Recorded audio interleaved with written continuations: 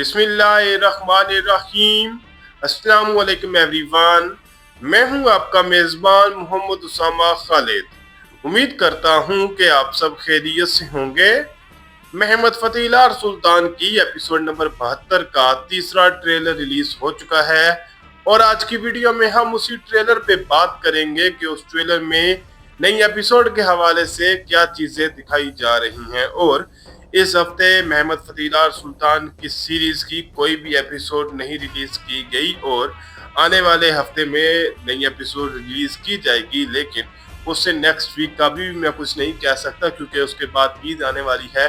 तो ये ना हो कि ईद की वजह से पूरी टीम को ही कुछ छुट्टियां दे दी जाए। तो हो सकता है छुट्टियां तो होंगी, लेकिन उससे नेक्स्ट वीक एपिसोड आती है या नहीं आती, ये हमें जब ये एपिसोड रिलीज होगी तभी पता चलेगा कि उस पर क्या रिलीज डेट लिखी हुई है।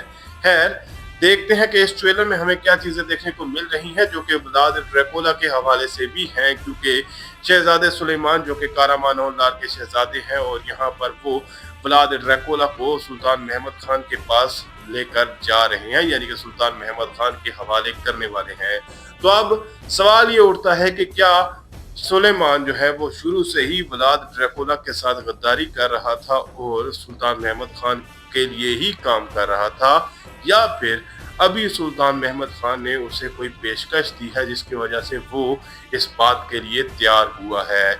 और वो पेशकश लाजमी तौर पर हुई भी तो यही होगी कि कारामान का तख्त जो है वो सुलेमान के हवाले करने का या सुलेमान को ही कारामान के तख्त पर बिठाने का फैसला सुल्तान महमद खान ने किया होगा, क्योंकि इब्राहिम बे के बाद कारामान के तख्त पर उनका बेटा ही बैठा था। लेकिन सुल्तान महमद खान ने ये जब देखा कि उनका बेटा इस काबिल नहीं है कि वो इस तख्त को संभाल सके, तो तब उन्होंने कारामान औलाद की जितनी भी ज़मीनें हैं या जो भी उनकी बेलिक में जगह आती है उसको अपनी सल्तनत में शामिल कर दिया था।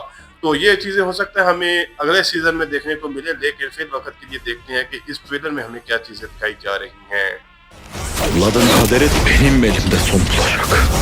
ट्रेलर के पहले ही सीन में हम सुल्तान महमद खान का डायलॉग सुन सकते हैं और वो यहाँ पर ये बात बोल रहे हैं कि व्लाद की जो किस्मत है वो मेरे ही हाथों इख्तिताम पजीर होगी, यानी कि व्लाद की किस्मत में क्या लिखा है और उसकी तकदीर में क्या चीज़ लिखी है वो मेरे ही हाथों से तय होगी कि उसने मरना है या जिंदा रहना है। और यहाँ पर हम देख सकते हैं कि व्लाद ड्रैकुला जो है वो बेहोशी की हालत में दिखाया जा रहा है।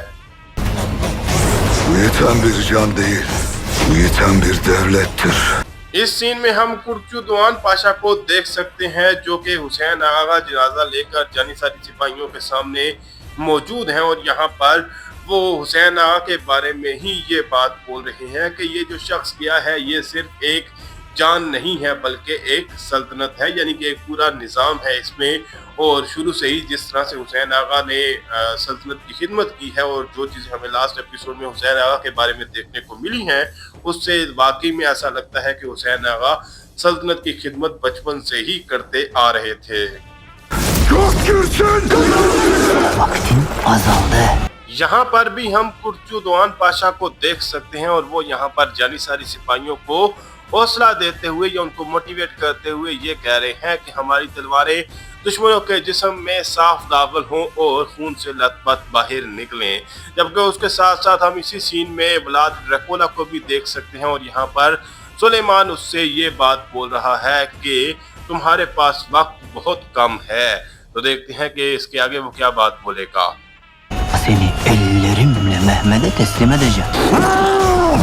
इस सीन में सुलेमान अपनी बात को मुकम्मल करते हुए व्लाद ड्रैकुला से यही बात बोल रहा है कि मैं तुम्हें खुद अपने हाथों से सुल्तान महमद खान के हवाले करूंगा। जबकि व्लाद ड्रैकुला उस पर गुस्सा होते हुए नजर आ रहा है और अब देखना यही होगा कि अगर व्लाद ड्रैकुला सुल्तान महमद खान से बच जाता है तो फिर वो सुलेमान के साथ क्या करेगा, क्योंकि व्लाद ड्रैकुला किसी भी गद्दारी को नहीं भूलता और उसका इंतकाम जरूर हासिल करता है। Gabora musket tüfeklerimizden ve toplarımızdan gönder. Ve her zaman yanlarında olduğumu ilet.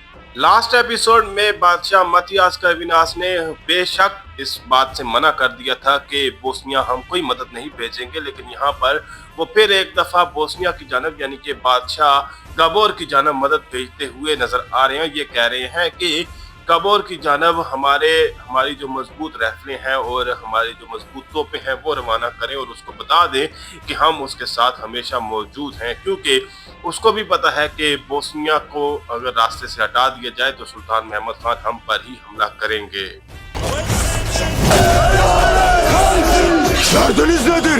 Hussain आगा की शहादत के बाद हम यहाँ पर जानिसारी सिपाहियों को देख सकते हैं कि वो बगावत के लिए करारगाह में एक साथ जमा हो चुके हैं और यहाँ पर सुल्तान महमद खान भी उनके साथ ही मौजूद हैं और यहाँ पर वो यही बात पूछ रहे हैं कि तुम लोगों का मसला क्या है, यानी तुम लोग किस वजह से यहाँ पर खड़े हो, क्यों बगावत करने के लिए तैयार हो। तो देखते हैं कि यहाँ पर जानिसारी सिपाही क्या बात बोलेंगे। इस सीन में हम एक जानिसारी सिपाही का डायलॉग सुन सकते हैं और वो यहाँ पर सुल्तान महमद खान की बात का जवाब देते हुए ये कह रहे हैं कि उन्होंने यानी कि व्लाद ड्रैकुला ने हमारे सरबराह को हटा दिया है या उसको खत्म कर दिया है, यानी कि हुसैन आगा को। लेकिन सुल्तान महमद खान उसी सिपाही की बात का जवाब देते हुए ये कह रहे हैं कि क्या एक सुल्तान अपने जानिसारी सिपाही को। तो देखते हैं कि वो इससे आगे क्या बात बोलेंगे।